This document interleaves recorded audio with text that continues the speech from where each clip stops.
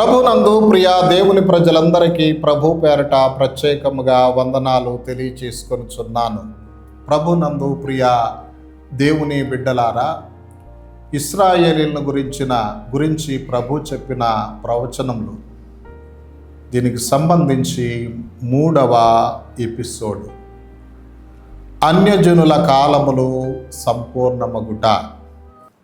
అన్యజనుల కాలములు సంపూర్ణమగుట. దీనికి సంబంధించిన దేవుని వాక్య భాగము లూకాసు వార్త 21వ అధ్యాయము 24వ వచనం.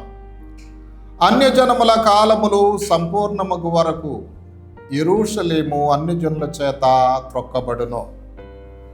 ప్రభునందు ప్రియ దేవుని బిడ్డలారా, ఈ వాక్యములో త్రొక్కబడును అనే పదమును చాలా జాగ్రత్తగా గమనించవలెను.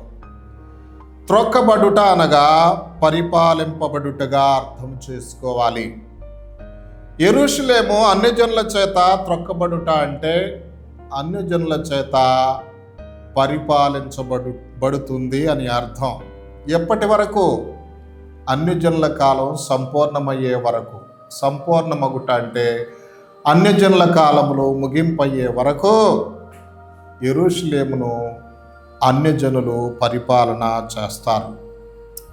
అన్యజనుల కాలం ముగింపైన తరువాత యెరూషలేమును మరలా యూదులనే ఇశ్రాయేలీలు పరిపాలన చేస్తారు.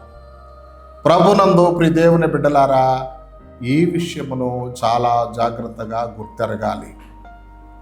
అన్యుల పరిపాలన అయిపోయిన తరువాత యెరూషలేమును యూదులు పరిపాలన చేస్తారు. క్రీస్తు శకం 70వ సంవత్సరంలో ఈ యూదులు అనబడే ఇశ్రాయేలీలు వారి దేశము నుండి చెదరిపోయి 1947వ సంవత్సరం వరకు రాలేదు. ఎప్పుడు వచ్చారు? మరలా 1917వ సంవత్సరం నుండి 1948 వరకు, అనగా 30 సంవత్సరాల మధ్యకాలంలో యూదులనబడే ఇశ్రాయేలీలు యెరూషలేమునకు అంటే పాలస్తీనా దేశమునకు లక్షల సంఖ్యలో వచ్చి చేరారు. ప్రభునందు ప్రియులారా, అప్పటి వరకు యూదుల దేశమైన పాలస్తీనాను అన్యులు పరిపాలన చేశారు. ఎప్పటి వరకు? 1947వ సంవత్సరం వరకు. క్రీస్తు శకం 70వ సంవత్సరం నుండి క్రీస్తు శకం 1948వ సంవత్సరం వరకు పాలస్తీనా దేశమును అంటే ప్రస్తుతం ఇస్రాయేల్ దేశం అని పిలుస్తున్నారు. ఇస్రాయేల్ యూదులు వెళ్ళిపోయిన తరువాత అన్యజనులు పరిపాలన చేయుట జరిగింది. వరుసగా అన్యుల పరిపాలన చేతులు మారుకుంటూ వచ్చింది. మొట్టమొదట ఆ పాలస్తీనా దేశమును పరిపాలించిన వారు ఎవరంటే రోమీయులు పరిపాలన చేశారు. ఆ తరువాత అరబ్బులు పరిపాలన చేశారు.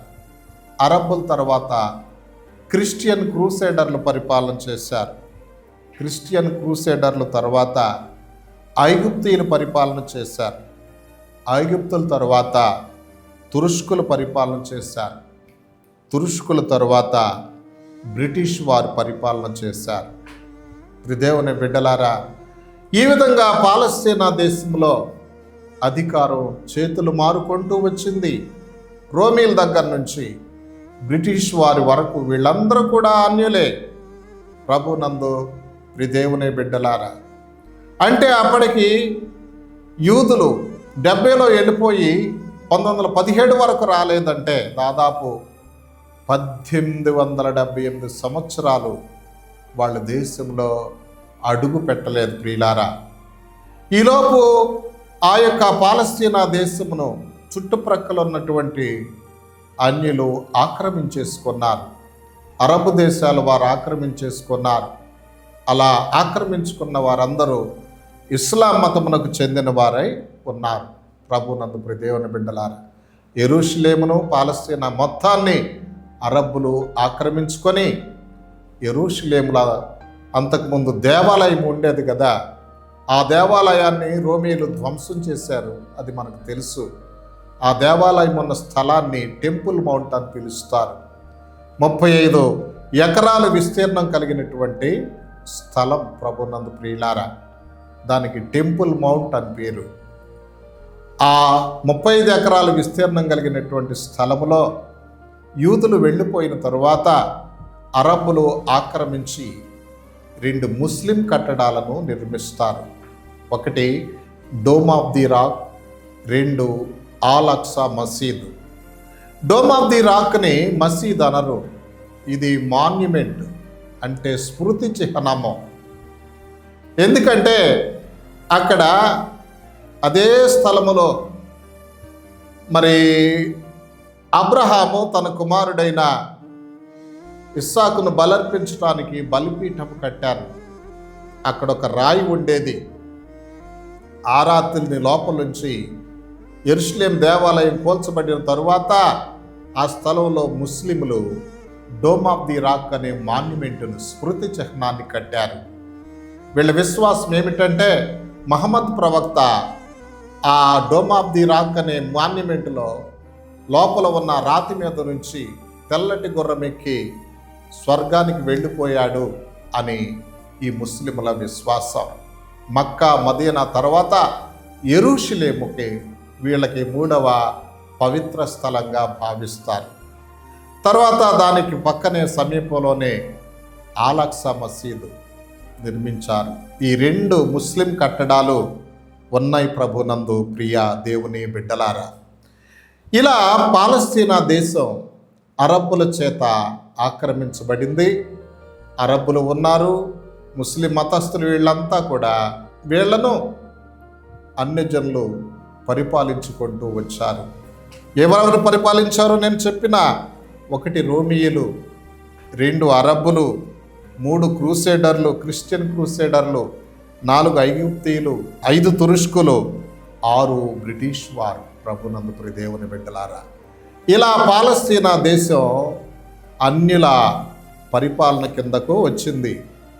అన్యజనుల కాలాలు జరుగుతున్నాయి. అయితే యేసు ప్రభు వారి 2వ రాకడకు ముందు అన్యజనుల కాలములు సంపూర్ణమవుతాయి. అంటే ఇక ఈ పాలస్తీనా దేశం, ఈ యెరూషలేము అన్యుల పరిపాలన క్రింద ఏమాత్రమూ ఉండదు ప్రియులారా. అదే చెప్పాడు ప్రభు. లూకా సువార్త 21వ అధ్యాయం 24వ వచనములో అన్యజనముల కాలములు సంపూర్ణమగు వరకు యెరూషలేము అన్యజనుల చేత త్రొక్కబడుతుంది. అంటే ఈ అన్యజనుల కాలం ముగింపుకు వచ్చే సమయం ఒకటి రానయ్యున్నదని ప్రభు చెప్పారు. అంటే ఈ అన్యుల అధికారం పోయి యూదుల అధికారం వస్తుంది. అప్పుడు అన్యజనుల కాలాలు ముగించబడతాయి అని ప్రభు చెప్పుట జరిగింది. ప్రభు చెప్పిన ప్రకారంగా 1948 మే 14వ తారీఖున ఆ పాలస్తీనా దేశాన్ని బ్రిటిష్ వారు కొంత యూదులకు ఇచ్చివేశారు. అప్పుడు ఇస్రాయేలు అను స్వతంత్ర రాజ్యం ఏర్పడింది. దేవుని బిడ్డలారా, అప్పటికి యెరూషలేములో సగమే వచ్చింది యూదులకు, సగం అరబ్బులకు వెళ్ళింది. అయితే ఈ యూదులు ఏం చేశారో తెలుసా? క్రీస్తు శకం 1967వ సంవత్సరంలో 6 రోజుల యుద్ధం చేశారు. ఈ 6 రోజుల యుద్ధంలో చుట్టుప్రక్కల ఉన్న అరబ్బు వారందరినీ జయించారు. యుద్ధములో విజేతలుగా వీళ్ళు నిలిచి పాలస్తీనాలో ఉన్నటువంటి యెరూషలేమును పూర్తిగా ఆక్రమించేస్తారు. ప్రభునందరి దేవుని బిడ్డలారా, యెరూషలేం పట్టణంలో సగం మాత్రమే అంతకుముందు వీళ్ళకు ఉండేది. ఈ 6 రోజుల యుద్ధములో అరబ్బులను జయించి ఆ యుద్ధం చేసి యెరూషలేం పట్టణం మొత్తాన్ని వీళ్ళ స్వాధీనంలోనికి తెచ్చుకుంటారు. దేవుని బిడ్డలారా, అంటే యెరూషలేం పట్టణములో అన్యజనుల కాలములు పూర్తిగా సంపూర్ణమైనదిగా మనం అర్థం చేసుకోవాలి. 1948లో రాజ్యం ఏర్పాటు చేసుకున్నారు. 1967లో రాజ్యాన్ని విస్తరింప చేసుకుని పూర్తి యెరూషలేం తమ స్వాధీనంలోనికి తెచ్చుకున్నారు. ఇలా వాళ్ళెంతగానో అభివృద్ధి చెందుతూ దేవుని బిడ్డలారా ఉంటూ ఉండగా వాళ్ళ యొక్క రాజధాని నగరం టెల్ అవీవ్ మొన్నటి వరకు 2017 వరకు 2017 డిసెంబర్ 6వ తారీఖున వారు యెరూషలేముని క్యాపిటల్ సిటీగా చేసుకున్నారు. ఈ విషయాన్ని అమెరికా గుర్తించింది. అమెరికా ప్రకటించింది, జెరూసలేం ఇస్రాయేల్ దేశానికి క్యాపిటల్ సిటీ అని ట్రంప్ అధికారపూర్వకంగా ప్రకటించాడు. ప్రియదేవుని బిడ్డలారా, 2018 మే 14వ తారీఖున అమెరికా రాయబార కార్యాలయాన్ని, ఎంబసీ ఆఫీస్ని జెరూసలేంలో అధికారపూర్వకంగా ప్రారంభించడం జరిగింది. అంటే ఒక మాటలో చెప్పవలసి వస్తే యెరూషలేములో అన్యుల అధికారం పూర్తిగా తొలగిపోయింది. దేవుని బిడ్డలారా, అన్ని జనుల కాలములో సంపూర్ణమైనప్పుడు యెరూషలేములో యూదుల పరిపాలన వస్తుంది. యూదుల పరిపాలన వచ్చిందంటే యేసు ప్రభువు వారు రెండవసారి రాబోతున్నాడు. ఇది రాకడకు ప్రధానమైన గుర్తు. అన్యజనముల కాలములు సంపూర్ణమగు వరకు యెరూషలేము అన్యజనుల చేత త్రొక్కబడును. సంపూర్ణమైన తర్వాత యూదుల పరిపాలన వస్తుంది. ఆ యూదుల పరిపాలన యెరూషలేములో పూర్తిగా వచ్చేసింది అంటే ఆయన రాకడ సమీపమైందిగా గుర్తెరగాలి. ప్రార్థన చేసుకుందాం.